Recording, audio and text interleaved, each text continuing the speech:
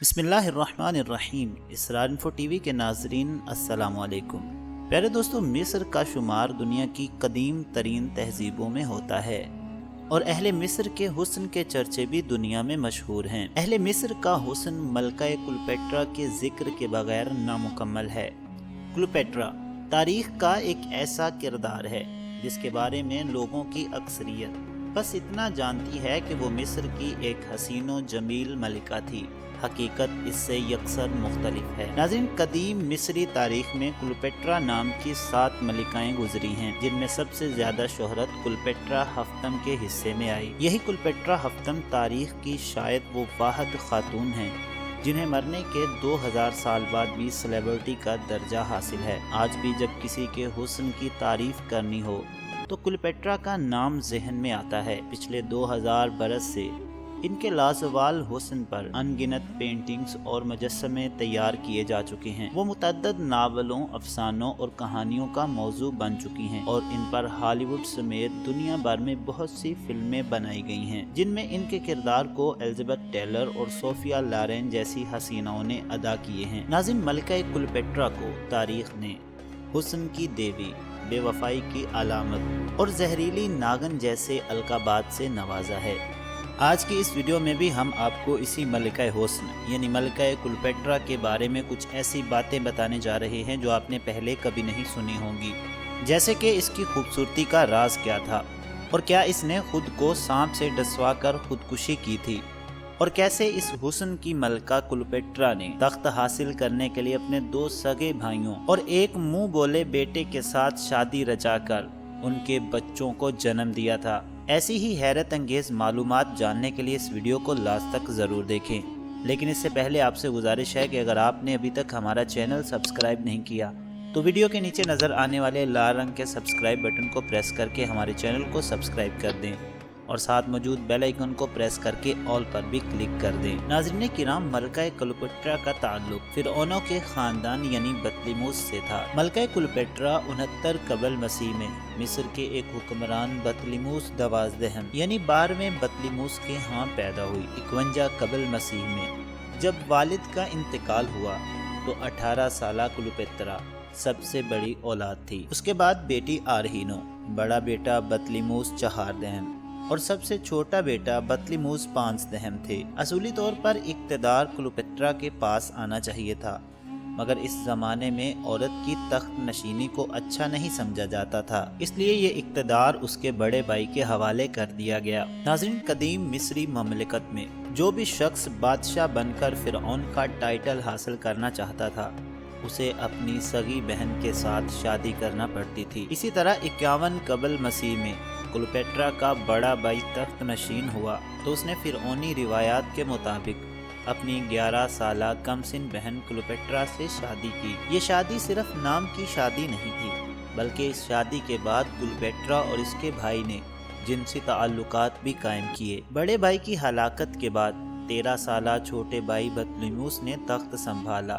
تو اس نے بھی انہی فرعونی روایات کے مطابق جب اپنی بہن کلیوپیٹرا سے شادی کی تو اس وقت کلیوپیٹرا کی عمر تقریباً 18 سال تھی۔ 18 سال کی عمر میں وہ بھرپور جوان ہو چکی تھی، جبکہ اس کا شوہر 13 سال کا ایک نابالغ بچہ تھا۔ 11 برس کی عمر میں بڑے بھائی جیسے بھرپور مرد کے ہاتھوں میں جنسی کھلونا بن کر جنون کا آتش فشاں پہاڑ بننے والی کلیوپیٹرا کی جنسی طلب پوری کرنے میں بری طرح ناکام رہا۔ ایک نابالغ خاوند کی نااہل رفاقت نے کلیوپیٹرا کو جنسی تسکین کے لیے خوب سے خوب مرد کی تلاش میں سرگرداں ایک ایسی جنسی بلی بنا کر رکھ دیا جس نے پھر اپنی موت کو گلے لگانے تک کبھی پیچھے مڑ کر نہیں دیکھا۔ کمسن شاہ بطلیموس، جو کہ کلیوپیٹرا کا چھوٹا بھائی اور اسی وقت اس کا شوہر بھی تھا، وہ نہ صرف نااہل خاوند بلکہ نااہل حکمران بھی ثابت ہوا۔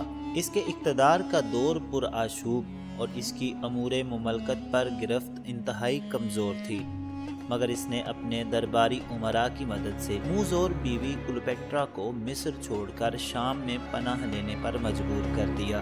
اب کلیوپیٹرا نے شام میں رہ کر فوج اکٹھی کرنی شروع کی اور مصر پر حکومت کرنے کے خواب دیکھنے شروع کر دیے، مگر اسے یہ بخوبی علم تھا کہ جب تک کوئی بڑی طاقت اس کے پیچھے نہ ہو وہ مصر کی حکومت اپنے ہاتھوں میں نہیں لے سکتی۔ اپنے اس مقصد کے حصول کے لیے اس نے اس دور کی سب سے بڑی فوجی قوت کے مالک حکمران جولیس سیزر کے ساتھ ملنے کا فیصلہ کیا۔ ناظرین، ملکہ کلیوپیٹرا نے سب سے پہلے جسے اپنے عشق کا شکار کیا وہ یہی شہرا آفاق حکمران جولیس سیزر تھا۔ جولیس سیزر نے اسے سب سے پہلے اس وقت دیکھا جب وہ اس کے خاوند یعنی اس کے چھوٹے بھائی اور اس کی ثالثی کے لیے مصر آیا تھا، مگر جیسے ہی اس نے کلیوپیٹرا کو دیکھا تو اس کے سحر انگیز حسن اور زلفوں کا اسیر ہو کر رہ گیا اور 2 برس تک مصر میں ہی کلیوپیٹرا کے ساتھ رہا اور بنا شادی رچائے اس کے ناجائز بچے کا باپ بن گیا۔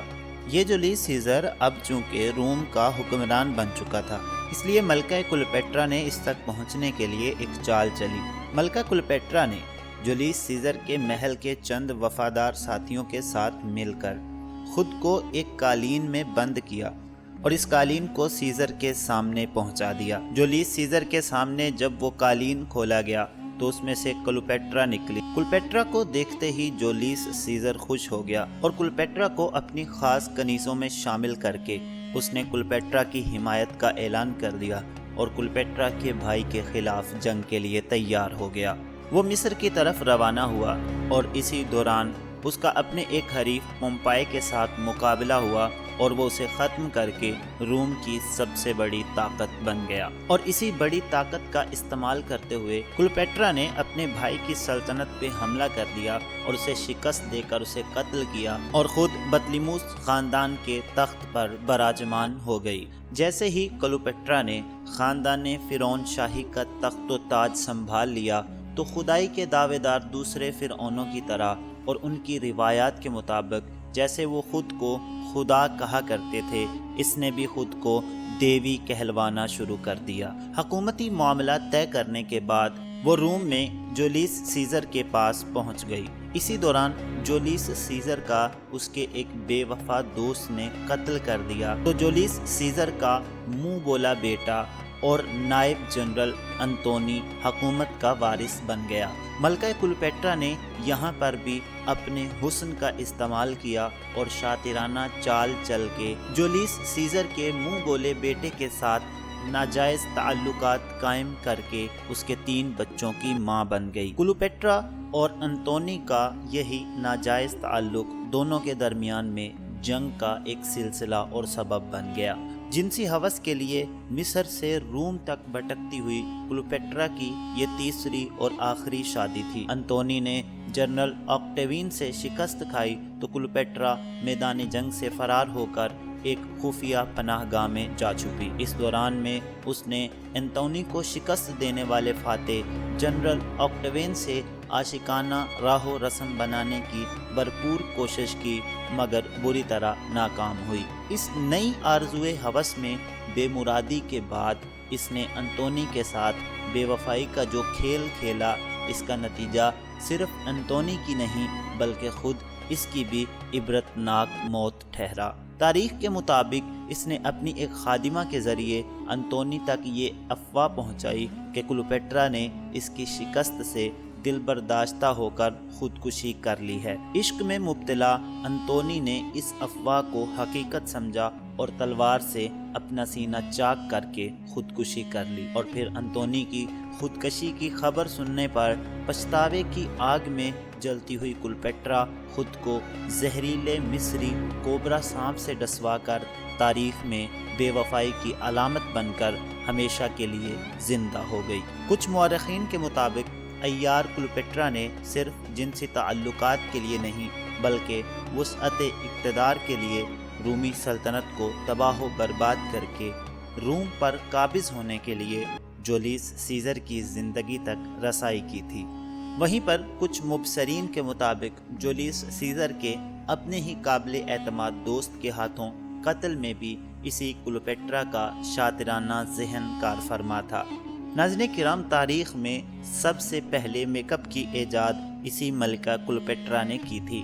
انسانی تاریخ میں یہ وہ سب سے پہلی عورت ہے جو اپنے ہونٹوں اور ناخنوں کا رنگ سرخ کیا کرتی تھی۔ تاریخی کتابوں میں درج ہے کہ دودھ اور شہد کا غسل کلیوپیٹرا کا پسندیدہ ترین عمل تھا۔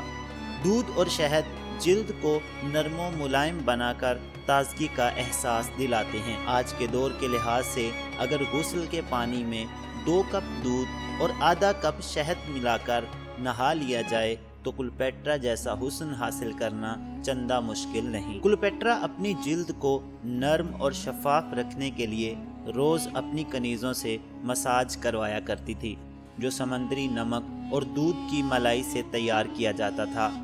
یہ اسکرب مساج کرنے کے بعد 5 منٹ تک جلد پر لگا رہنے دیا جائے تو اس کے بعد دھو دیا جائے تو نتائج دیکھ کر آپ حیران رہ جائیں گے۔ چہرے کے لیے کلیوپیٹرا 2 طرح کے ماسک استعمال کرتی تھی، ایک ملائی اور شہد اور دوسرا انگوروں کو پیس کر ان میں شہد کی آمیزش کر کے۔ اس ماسک کو چہرے پر 15 منٹ تک لگا رہنے دیا جائے تو یہ ماسک چہرے کی جلد کو شاداب اور خوبصورت بنا دے گا۔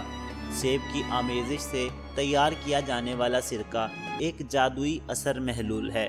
کلیوپیٹرا اس سرکے میں بیسن اور گرم پانی کی آمیزش کر کے اسے چہرے پر استعمال کیا کرتی تھی۔ حسن و جمال میں اضافے کے لیے عرق گلاب کا استعمال ہر دور میں کیا جاتا رہا ہے۔ عرق گلاب جلد کو نمی فراہم کرتا ہے۔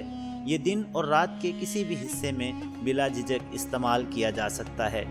عرق گلاب جلد کو جوان اور تر و تازہ رکھنے میں مددگار ثابت ہوتا ہے۔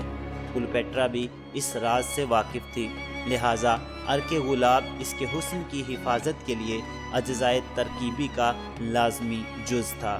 ناظرین، امید ہے کہ آپ کو ہماری یہ ویڈیو پسند آئی ہوگی۔ اگر پسند آئی ہے تو ویڈیو کے نیچے نظر آنے والے لائک کے بٹن کو پریس کر دیں۔ ملتے ہیں ایک نئی ویڈیو کے ساتھ، تب تک کے لیے اپنا خیال رکھیے۔ فی امان اللہ۔